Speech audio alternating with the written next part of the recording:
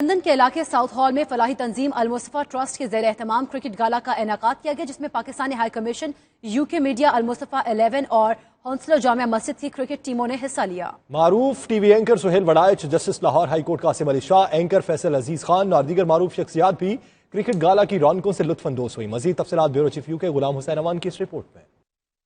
London के इलाके south hall में अल-मुस्तफा वेलफेयर ट्रस्ट की जानिब से कम्युनिटी को सेहतमंदाना तफरीह पेश करने के लिए खूबसूरत क्रिकेट गाला का एहतमाम किया गया, जिसमें पाकिस्तान हाई कमीशन 11 और मीडिया 11 समेत हौंसला मस्जिद 11 ने भी भरपूर शिरकत की।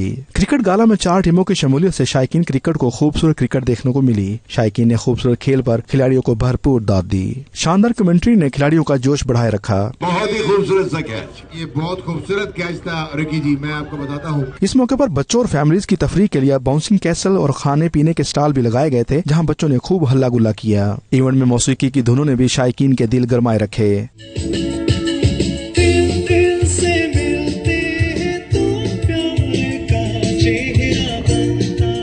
मैच के दौरान गुलकार इब्रारुल हक के पंजाबी गीत भी गूंजते रहे।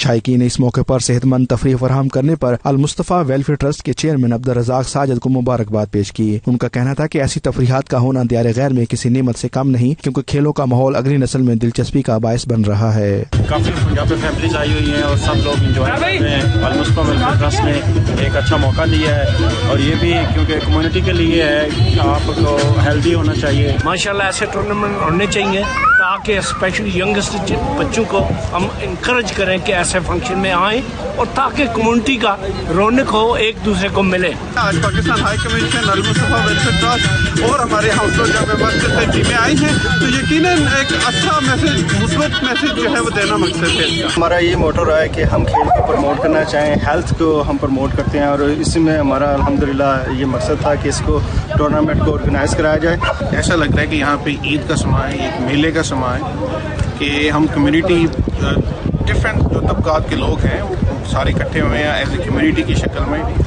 और बच्चे भी इंजॉय कर रहे हैं, बड़े भी इंजॉय कर रहे हैं। क्रिकेट जो है ना एक मीडियम है कम्युनिटी को इकट्ठा करने का। अल-मुस्तफा वेलफेयर ट्रस्ट के चेयरमैन अब्दुल रज़ाक साजिद ने इस मौके पर अपने ख्यालात का इजहार करते हुए कहा कि वो समाजी सरगर्मियों के साथ साथ खेलों के मैदान में भी ऐसे मौके तलाश कर रहे थे जिसमें कम्युनिटी को इकट्ठा किया जा सके। इस तरह के इवेंट्स का तसलसल जारी रहेगा। हमारा मेन सोच ये थी कि यहाँ के लोगों में, नौजवानों में मुस्लिम सोच को प्रमाण चलाया जाए।